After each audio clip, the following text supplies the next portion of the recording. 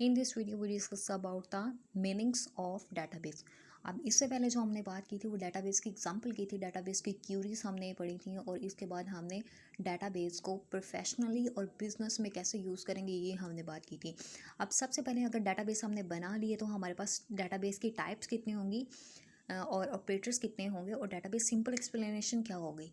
ठीक है, अगर हम यहाँ पे अगर जनरली और हम सिंपली बात करें कि हमारे पास डेटाबेस अगर हमने क्यों ज़रूरत पड़ी। ठीक है, अब क्यों ज़रूरत पड़ी कि हमारे पास एक रफली इंफॉर्मेशन थी, रफली हमारे पास डाटा था, उसको ऑर्गेनाइज करना था।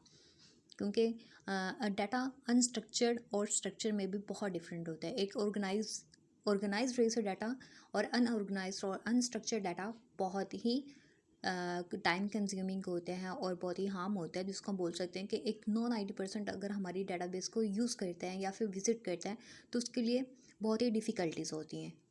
अब 90% देखेगा तो उसको तो अनस्ट्रक्चर्ड डाटा का तो नहीं ना पता होगा। अगर 80% देखेगा तो उसको तो पता होगा ये यहाँ पे क्यूरी अप्लाई हो रही है, यहाँ पे ऑपरेशन है और ये डाटा इस डाटाबेस से रिलेट कर रहा है। तो सबसे पहले हम बात करेंगे full meaning of database. Database is called electronic database. अब यहाँ पे इलेक्ट्रॉनिक डाटा क्या होता है कि हमारे पास एक विजुअली नहीं है, हमारे पास एक इलेक्ट्रॉनिक वे से हम डाटा बना रहे हैं, डाटाबेस बना रहे हैं। ठीक है, अब यहाँ पे इससे पहले हमने बात की थी कि different type of databases. Databases में हमारा मेन मकसद होता है कि हमने डाटा स्टोर करना है जस्ट। अब डाटा स्टोर हम किस तरह से कर सकते हैं, हार्डवेयर में भी कर सकते हैं, सॉफ्टवेयर में भी कर सकते हैं। हार्डवेयर हमारी रैम और रोम पे हमारी डिपेंड करती है। जितना हमारा हार्डवेयर ज़्यादा होगा उतनी ही हम डाटाबेस एंटर करने की कैपेसिटी रख सकते हैं।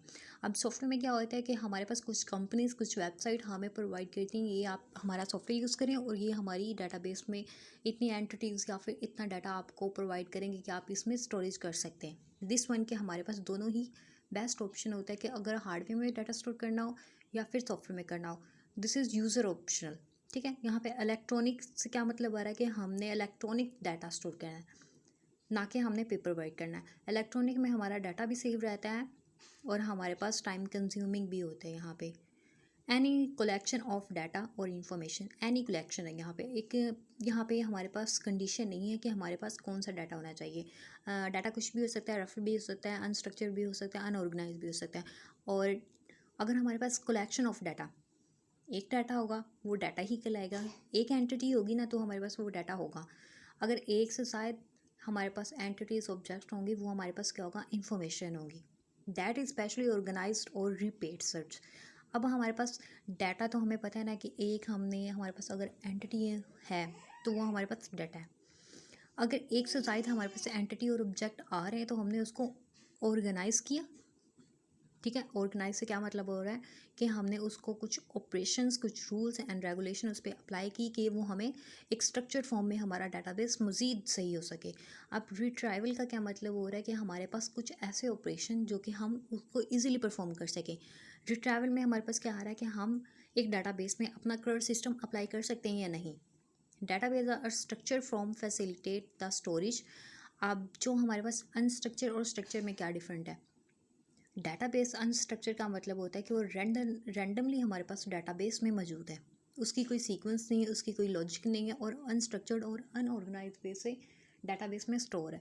ठीक है, एक डाटा है। अब डाटाबेस में जब हमने स्टोर करना है तो उसकी सबसे पहली कंडीशन है कि हमने उसकी क्यूरी अप्लाई करनी है जो कि हमारे पास स्ट्रक्चर फॉर्म में सेव होगा। डाटा स्ट्रक्चर फॉर्म में ऑर्गेनाइज भी होगा, सेव भी होगा। अब यहाँ पे फैसिलिटेट क्या कर रहा है, स्ट्रक्चर फॉर्म में जो हमारे पास डाटा स्टोर्ड होगा उसको हम रिट्राइव भी कर सकते हैं। अब रिट्राइव का क्या मतलब है कि एक स्टूडेंट का रोल नंबर एक्सचेंज किया है। ठीक है, रोल नंबर उसका एक्सचेंज हुआ तो उसको हम डाटा रिट्राइव करेंगे, मॉडिफिकेशन भी कर सकते हैं और डिलीशन भी कर सकते हैं। डाटा इन कंजक्शन, अब कंजक्शन का क्या मतलब आ रहा है कि हमने एक ऑपरेशन, एक डाटाबेस पे या फिर एक एंटिटी पे हम दो ऑपरेटिव्स अप्लाई कर सकते हैं। ठीक है, एट अ टाइम। अब डिलीट भी कर सकते हैं, रिस्टोर भी कर सकते हैं और हम ऐड भी कर सकते हैं, डिलीट भी कर सकते हैं। ये होता है conjunction with various data processing operations. अब डाटा प्रोसेसिंग ऑपरेशन, डाटा का तो आपको पता चल गया इन्फॉर्मेशन है जो कि रफली है। ठीक है, अब डाटाबेस में जब डाटा स्टोर करना है तो वो ऑर्गेनाइज हो जाएगा। देन हमने डाटाबेस पे प्रोसेसिंग की। प्रोसेसिंग में हमारे पास ऑपरेशन कौन से हैं, 4 टाइप ऑफ ऑपरेशंस हैं। सबसे पहला हमने किया क्रिएट डाटाबेस किया, फिर रीड किया। अब रीड में अगर हमने उसमें कुछ डिलीट करना है, अपडेट करना है, रीस्टोर करना है, तो ये हमारे पास ऑपरेशन होंगे जो कि परफॉर्म हो रहे हैं डेटाबेस पे। Next we discuss what is 4 type of database. सबसे पहला हमारे पास हायरार्किकल डेटाबेस आता है, नेटवर्क आता है और ऑब्जेक्ट ओरिएंटेड डेटाबेस आता है। दिस वन सबसे पहले जो हमने बात की थी कि हमारे पास टेबल ऑफ प्रोडक्ट। अब टेबल ऑफ प्रोडक्ट से क्या मतलब आ रहा है कि जिस तरह की हमारी डेटाबेस होगी उस तरह ही हमारा डाटा स्टोर होगा। अगर हॉस्पिटल में है तो हमारे पास पेशेंट नेम होंगे, पेशेंट आईडी होगी, पेशेंट ब्लड ग्रुप होगा। अगर स्कूल की डेटाबेस है तो हमारे पास स्कूल के स्टूडेंट का डाटा रिकॉर्ड मौजूद होगा, रोल नंबर होगा, नेम होगा, CNSA नंबर होगा और फादर नेम होगा। और अगर मज़ीद डाटा क्लैरिफाई करना हो तो स्टूडेंट के प्रीवियस रिज़ल्ट होंगे, प्रीवियस उसकी डॉक्यूमेंटेशन होगी। और अगर हमारे पास कुछ फैक्ट्री का डाटा है, कुछ एम्प्लॉयज़ का डाटा ऐड करना हो तो हम फर्स्टली हमारे पास होगा एम्प्लॉयज़ नेम होगा, एम्प्लॉयज़ एंटिटीज़ होंगी, ठीक है, कितने एम्प्लॉयज़ काम कर रहे हैं उनकी अपडेशन हम करेंगे। अगर मंथली हमने उनकी सैलरी ऐड करनी है तो हम उसमें क्या करेंगे, रीड करेंगे। रीड का क्या मतलब होता है, हम उसमें डाटा ऐड कर सकते हैं, ठीक है। और उसमें रिस्टोर करना हो या फिर कुछ एम्प्लॉय हमारा रिज़ाइन कर चुका है कंपनी से तो उसको हम डिलीट भी कर सकते हैं। ये हमारे कुछ फैक्टर होते हैं जो कि हम डाटाबेस में ऑपरेशंस परफॉर्म करते हुए कुछ रूल्स और रेगुलेशन को मद्देनज़र रखते हैं। A structure set of data held in computer specially one of accessibility of various वे, ठीक है। डेटाबेस जो हमारे पास मीनिंग्स आता है कि वो हमने इलेक्ट्रॉनिक वे से डाटा स्टोर करना है। This is a new format of database. अगर मज़ीद इसमें डेटाबेस की डेफिनेशन बढ़े तो दिस वेबसाइट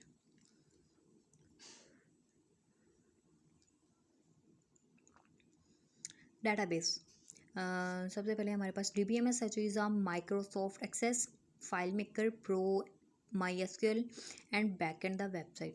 अब जो डेटाबेस हमारे पास, अगर वेबसाइट की बात की जाए तो हमारे पास जो डेटाबेस की टेक्निक्स हैं वो बैकएंड के लिए यूज़ होती हैं, ठीक है। MySQLite का मतलब होता है कि हमने PHP और MySQLite की मदद से हमने अपना डेटाबेस स्टोर करना होता है जो कि इलेक्ट्रॉनिक वे से होता है, किसी हार्डवेयर में नहीं स्टोर होता है। वो एक सॉफ्टवेयर स्टोरेज कैपेसिटी होती है जिसमें हम अपनी बैक एंड पे अपनी वेबसाइट को मैनेज कर सकते हैं, जिसमें हमारे पास कुछ भी अपडेशन होगी, यूज़र लॉगिन होगा, हमारे पास अपडेशन होगी, डिलीट होगा, तो कुछ भी एक्टिविटीज़ होंगी वो हमारे पास डाटाबेस में स्टोर होंगी। वेबसाइट में भी हमारे पास यही काम होता है कि हमने यूज़र से डाटा लिया, ऐड किया, डिलीट किया, मॉडिफाई किया।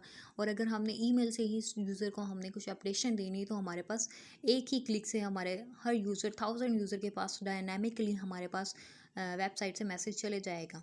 अब यहाँ पे अगर this flexibility is important for e-commerce. अब अगर हमने एक वेबसाइट, हमारे पास 2 टाइप्स की वेबसाइट होती है, एक स्टैटिक होती है, एक डायनामिक होती है। अब स्टैटिक का क्या मतलब होता है कि एक यूज़र आके जस्ट विजिट करेगा हमारी साइट को, और डायनामिक वेबसाइट क्या होती है कि यूज़र ईमेल के थ्रू अपनी एंटिटी ऑथेंटिकेशन और हमारे साथ डेटाबेस से ऐड क्रिएट कर सकते हैं। अब डायनामिक क्या हो सकता है कि यूज़र हमारी साइट के साथ अटैच रहेगा, उसको step by step updation, website की मॉडिफिकेशन के बारे में आगाह किया जाएगा। Early database we are reliable. कुछ यहाँ पे हमारे पास स्प्रेडशीट आ रही है, इसको नेक्स्ट डिफाइन करते हैं।